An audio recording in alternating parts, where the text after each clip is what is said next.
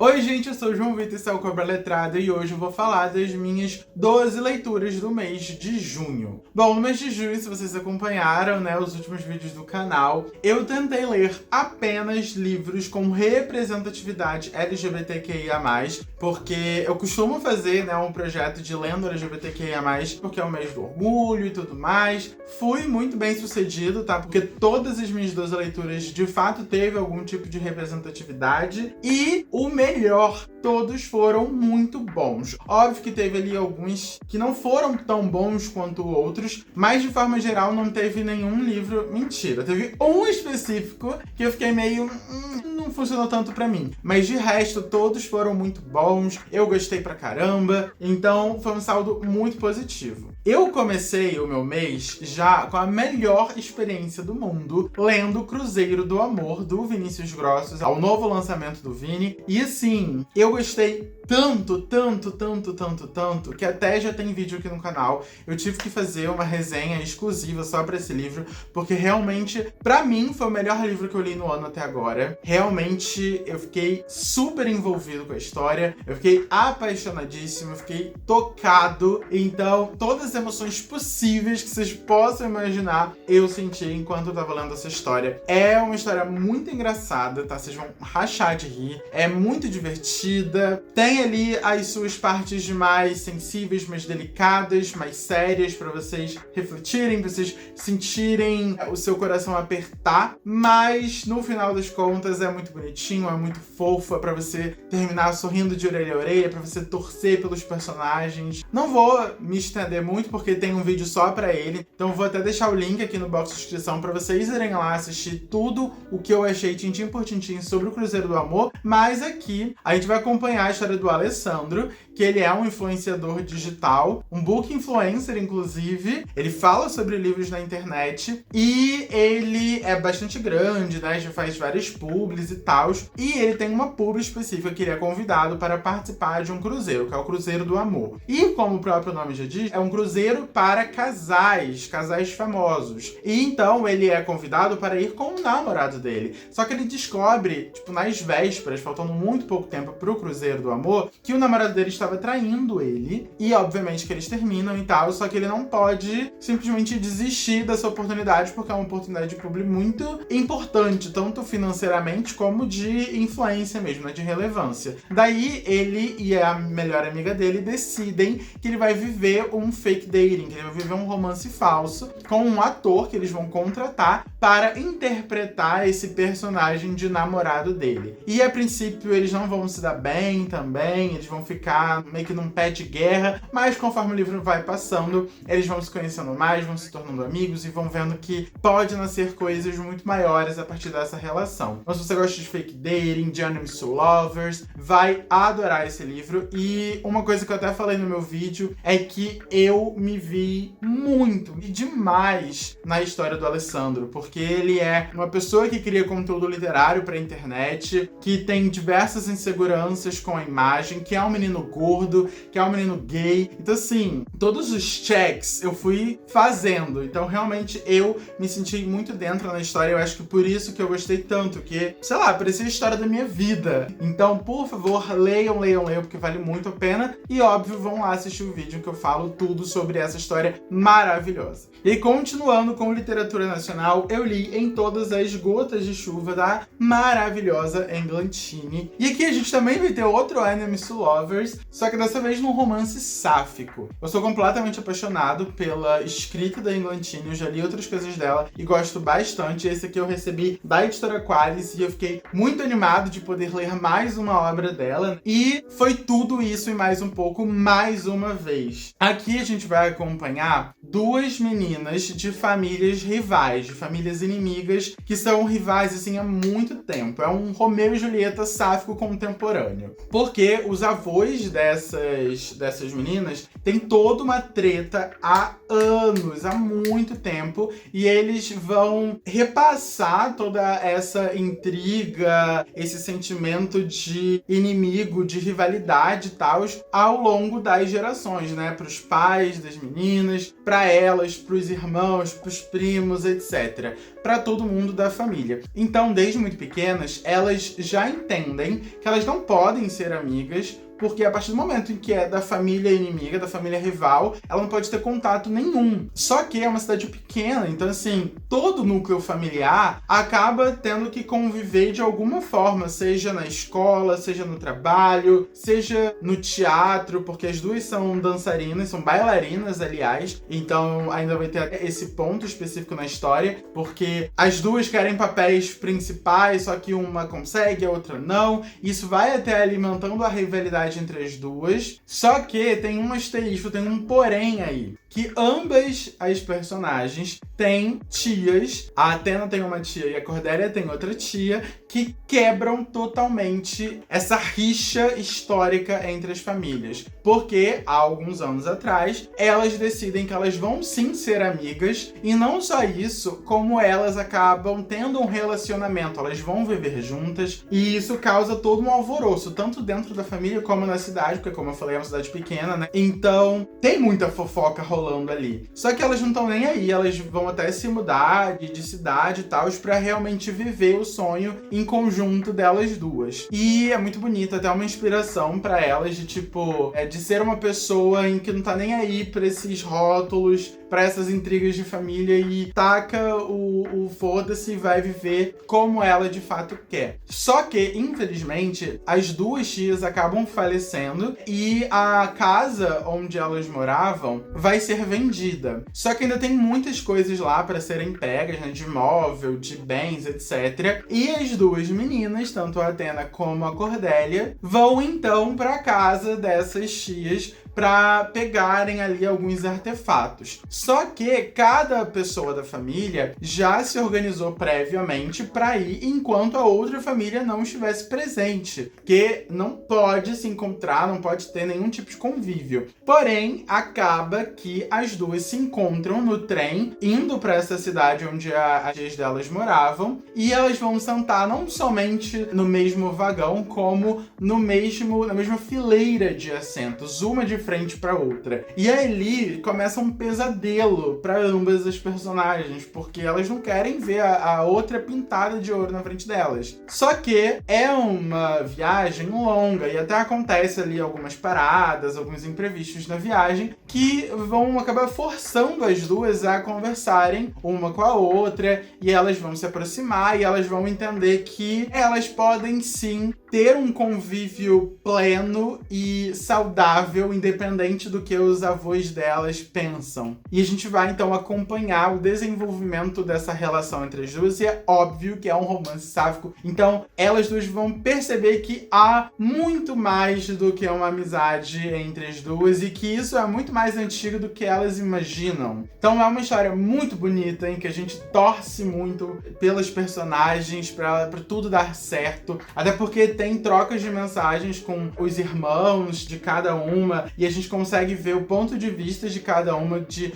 como ela tá se sentindo com relação a essa situação de sentar do lado da rival, né, digamos assim. E a gente entende desde o início que cada uma sente alguma coisa positiva pela outra, apesar de tudo. Então é muito interessante de ver como que elas vão abrindo a mão de pouquinho em pouquinho para conseguir confiar uma na outra, e a partir dali, né, surgir algo a mais. Se você gosta de romance sáfico, de enemies to lovers, é muito bonitinho, é muito, muito, muito legal, vale muito a pena ser lido. Depois eu continuei um outro romance sáfico com Canção dos Ossos, da Gil Domingues. Essa daqui foi a nossa leitura coletiva do mês de junho, do Clube das Cobrinhas, que é o meu clube do livro. Inclusive, se você tem interesse de ler, de participar de uma leitura coletiva, de um clube de leitura, vem pro Clube das Cobrinhas. Eu vou deixar o link aí embaixo para vocês irem lá dar uma conferida. É só tornar-se apoiador e já entra pro nosso clubinho, já lê com a gente tem sprints semanais de leitura, toda semana a gente para ler junto, para fofocar junto, é muito legal, além das discussões de cada livro. No mês de julho a gente vai ler Mau Hábito, que é um livro espanhol com representatividade trans. E em junho a gente leu Canção dos Ossos, e esse aqui foi muito interessante, eu acho que foi a discussão que eu mais gostei de todas, porque cada um teve opiniões muito fortes sobre a leitura. Teve pessoas pessoas que não gostaram, teve pessoas que gostaram com ressalvas, teve pessoas que gostaram pra caramba, tipo eu. Aqui a gente tem a nossa protagonista, a Helena, que o sonho da vida dela é fazer parte da primeira orquestra. Mas o que é essa primeira orquestra?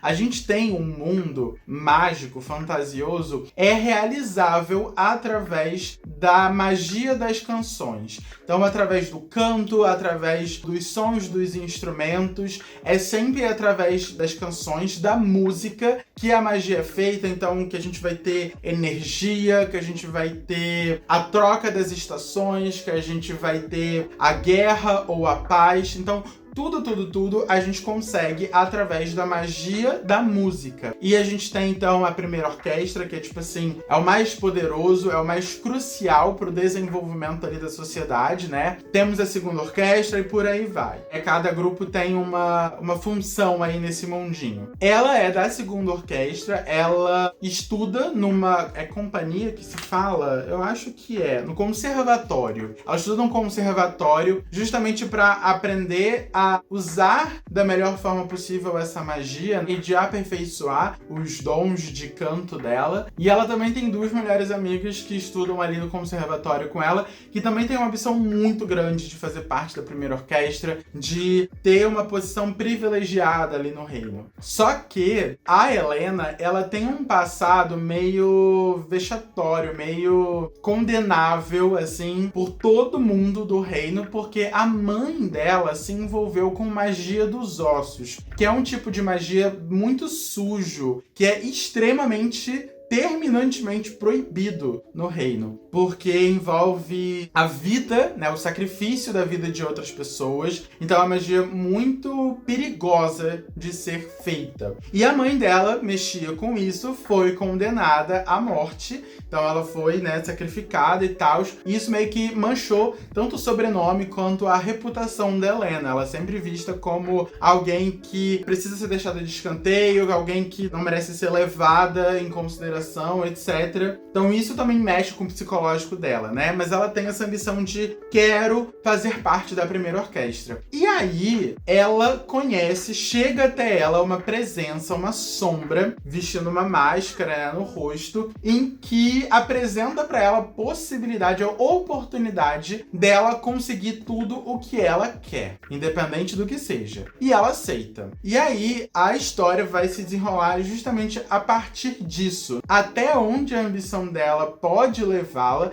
e de como essa sombra, né, que ela chama de eco, pode ajudá-la a ir. E aí várias coisas vão acontecer, muita coisa acontece aqui e é só tiro, porrada e bomba, basicamente. E eu gostei muito, gente, porque é um dark academia, assim, eu li muito pouco sobre isso, mas o que eu li aqui foi muito bom. Eu li basicamente em 24 horas porque eu não conseguia parar de ler. Eu tava muito envolvido com a trama da Helena, pra onde que aquilo ali ia me levar, quem ia ser a próxima pessoa que ia, perder a cabeça, quem era essa tal de Eco que tava ajudando. Enfim, é muita coisa que a gente fica realmente apreensivo, querendo entender o que é. E aí eu fiquei muito envolvido com a história, desde o início até o fim. Uma coisa que eu falo é que eu não sou dos maiores fãs de alta fantasia. E eu acho que esse livro aqui, ele tem um toque de fantasia, mas essa não é a questão principal do livro. É muito mais sobre romance e também sobre essa trama misteriosa aí, de pra onde que a história vai te levar, mas a gente não tem muito da construção de mundo fantasioso, do que é essa magia e tal.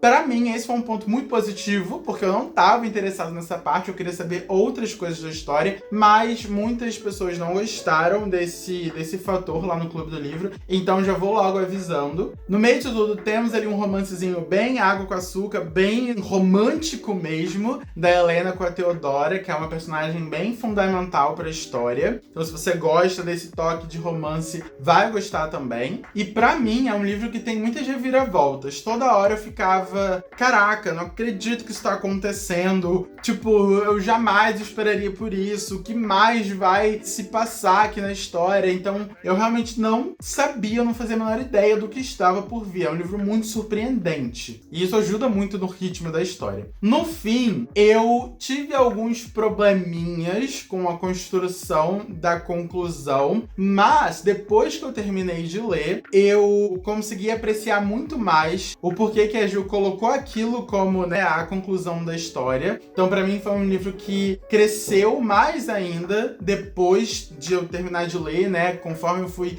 pensando sobre o livro, mas também teve pessoas lá no clube do livro que não curtiram, e eu entendo o ponto deles, mas pra mim é que nem vinho, melhorou conforme o tempo foi passando depois que eu terminei. Então, pra mim, a experiência foi muito divertida. Eu ainda confesso que gosto mais de Luzes do Norte e de Sombras do Sul do que desse daqui, mas foi uma experiência muito positiva pra mim, muito boa. Eu acabei dando 4 estrelas e já estou preparado para tudo o que Gil Domingues escreveu na vida dela. E bom, gente, as minhas outras 9 leituras todas foram de história em quadrinhos e mangás, e eu fiz um vídeo, inclusive acho que foi o penúltimo vídeo que eu postei no canal, falando sobre todas essas leituras, porque teve um final de semana específico que eu comecei a ler uma HQ, um mangá, na verdade, logo de manhã quando eu acordei, e eu fiquei tão envolvido na história que eu continuei, peguei outro. Quando eu fui ver, eu li 9 livros em 24 horas. Então vão lá assistir esse vídeo, que eu conto tudo que eu achei de cada um, mas eu vou passar por cada história aqui de forma bem rápida. Primeiro eu peguei Honor of volume 3 e logo depois volume 4. Gente, eu gosto muito dessa série de livros aqui, porém o terceiro é muito mais um volume de transição, assim, porque não acontece muita coisa, é mais dos dois imaginando e sonhando muito do que poderia ser o romance, né, entre os dois, e das complicações, das consequências que isso pode acarretar, e é só. Não tem aquelas cenas mais quentes que a gente gosta, não tem muito do romance prático entre os dois, é muito mais imaginação mesmo, por isso que eu acabei não curtindo tanto, assim, mas ainda assim é bom. Mas aqui, meus amores, aqui eles se entregam completamente um pro outro, e aí a gente vai ter várias cenas bem picantes, o que eu adorei, e é um romance muito fofo, que eles vão de fato se conhecer, se permitir viver um amor de verdade. Então é muito fofo, eu acabei dando 5 estrelas, se não me engano, pra esse segundo aqui. Pro primeiro eu dei 3 estrelas e meia. Logo depois eu peguei volume 5 de Heartstopper, que eu adorei. Eu vi muita gente me falando que não era tão bom esse volume, que tinha alguns probleminhas, e eu não vi esses probleminhas, eu adorei. Eu fiquei muito